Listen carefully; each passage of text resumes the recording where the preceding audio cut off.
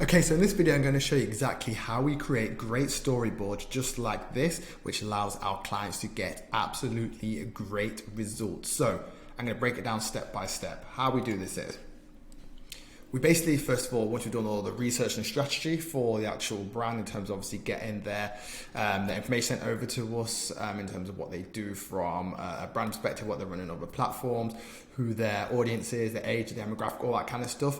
That gives us enough information to then start to put together actual content. So obviously then the client can obviously sign it off if we're working with like one of our 8-figure e-com brands, or if it is like a personal brand or someone who has like a high ticket and they're also recording and creating the actual content themselves, then they'll be able to look at it, make sure it's all good, sign off before they go away and record it. But this is how we'll kind of start off. So we have like our guidelines page here, and like I say, you can obviously go away and rip this and use this yourself, because this is obviously what I say is helping us to get great content and allow us to make changes and tweaks on fly basically, which is really good. So what we normally do is we'd obviously have our resources, so instruction links, brief link here we'd add in here.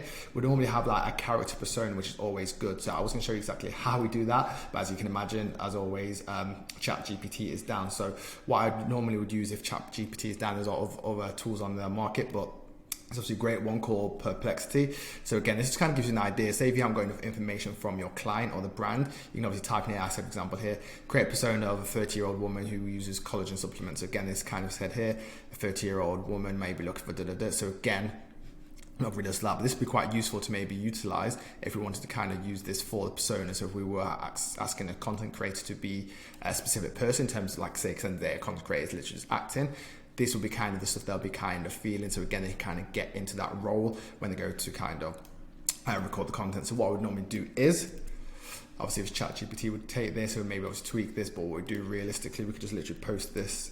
So that'd obviously be there, the persona of the actual post we want to kind of be portrayed in the actual content. So then from then onwards, we always have guidelines, and the reason why we have guidelines, because it doesn't happen as much now, but in terms of if you are working with content creators who maybe, let's say they're new in the game, or for example if it is you're working directly with a client who maybe not comfortable on camera or not recorded before, guidelines are perfect. Again, we just have a few here. Some of the basic in terms of if you are creating content, you would know these, but sometimes people are not sure in terms of when they are recording stuff. So again, simple stuff like shoot a vertical format. And these came from obviously experiences when people have done the opposites. That's why we will add guidelines, and then if we need to add more, we'll continue to do that. For example, shoot phone in vertical mode, important visuals, top 6% of the screen, and visuals as well doesn't necessarily mean in terms of like subtitles, because we do all that in-house in terms of post-production anyway. But let's just say, for example, if someone is holding, I don't know, a water bottle, for example, we want to make sure it's at the top of the screen rather than holding it lower down. So again, obviously the visual is going to be clear. Obviously make sure to keep the pace of the video high, and feel free to record multiple variations. We love variations because again, it gives us more to kind of work with in terms for the actual content.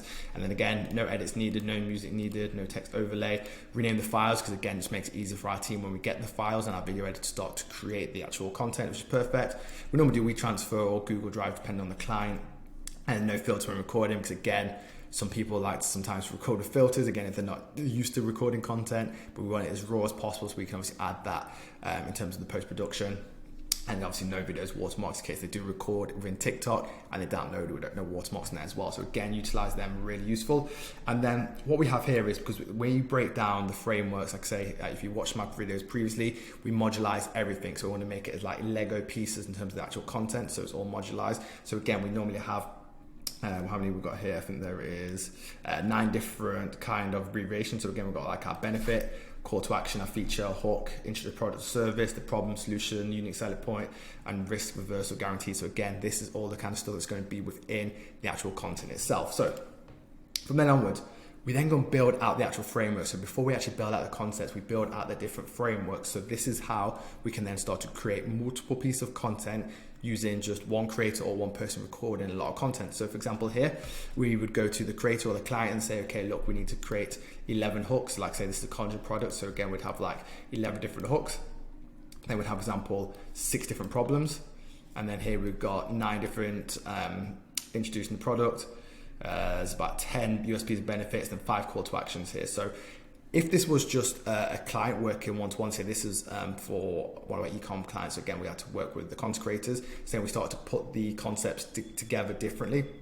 where this was with just a client, we literally just get them to record all of this just as it is, record them, and obviously if we need to shoot some B-rolls, that'd be perfect. But then because we are working with content creators, we want to break it down a little bit more. So for this client here, we have 10 concepts that we're working with them with, so 10 pieces of concepts. So how it would look is, we then have obviously the action, the voiceover guidance, and reference examples. So this gives them a clear indication in terms of what it looks like. And so you can see here, for example, all the abbreviation, we've got hook 1. Just look at the framework, hook 1. So again, this allows us to obviously have multiple different variations. So again, depending on the client, again, or the content creator, we could get them to record all of them. But in terms of this instance here, this is how the final video would kind of want to look. So again, it's good for our reference, the client's reference. So again, they can see how it's going to look, and also for the video editor, client, and the content creator as well. So again, we have our action. So again, we have, for example, the hook, problem, intro, USP, call to actions, and breaking down this here. We'd have in terms of what the action looked like. So again, in terms of creator talking to the camera, holding the tub. Problems, again, works down. For example, introducing the product, some B-roll there. And then the voiceover guidance. So it's always guidance. We never do it as scripted because we don't want it to be too robotic. We want it to be as smooth as possible. So again, if this hook is here, they might read it exactly how it is, but say if they mix up a little bit, that's fine. And they normally do send us again like 2 or 3 different variations. So again, if it's not right, we can obviously edit it or tweak it and obviously make changes when needed. So, and then from then onwards, we have reference examples. So again, through some of the concepts, it will be similar, but again, just kind of gives that content creator an idea in terms of what we're looking for. Because when we do obviously speak with the client or the content creator, we'll jump on a call or send a Loom over and kind of break down in terms of how it looks. If they have any feedback or questions, it's easier. Because then again, it just makes it a lot easier to have less mistakes, because then obviously once you do it this way, you end up having less revisions. To be honest, we get hardly no revisions unless it's like a tweak or like maybe like editing text here and there.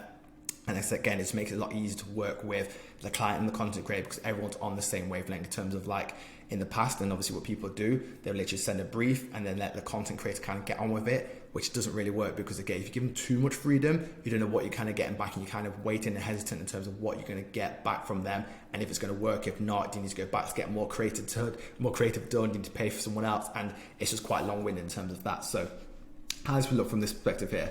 So we have our hook, we have our problem, introducing the product, again, different example there, USP benefits, pouring out of the product, and then obviously call to action, holding it like that. So that's how it would look from that. This would be one concept. So again, the creator would have this as the concept, they'll record all these different parts, how it would look, and we'd then obviously do the post-production, put it all together to create multiple different ads within this. So again, I'll show you concept 2 just to kind of give you a breakdown in terms of the difference here. So for example, this one here is obviously, this is a 3 reasons why one. So again, we have reason 1, reason 2, reason 3. So it's a little bit different, but again, you can see obviously image use similar again there, and then a call to action. So again, we're kind of utilizing this to make it as clear as possible from that perspective. And then I'm going to go for one more to kind of give you an idea. So this is obviously hook 3 compared to obviously this one here was hook 1. So here, for example, I never thought I'd find college supplement was just this good. And again, obviously image there. And then again, reference examples, because it makes it clear, makes it easy to understand, and it kind of breaks all down like that there. And then that's exactly the same for all the rest of the concepts in terms of that. And then obviously from then onwards, like I say, the client would sign it off, or the client would sign it off. And then once it's all good to go, the content creator would go and obviously go record that. We'll then obviously do the post-production, and then pretty much simple as easy as that to go kind of really. So yeah, I kind of want to show you this.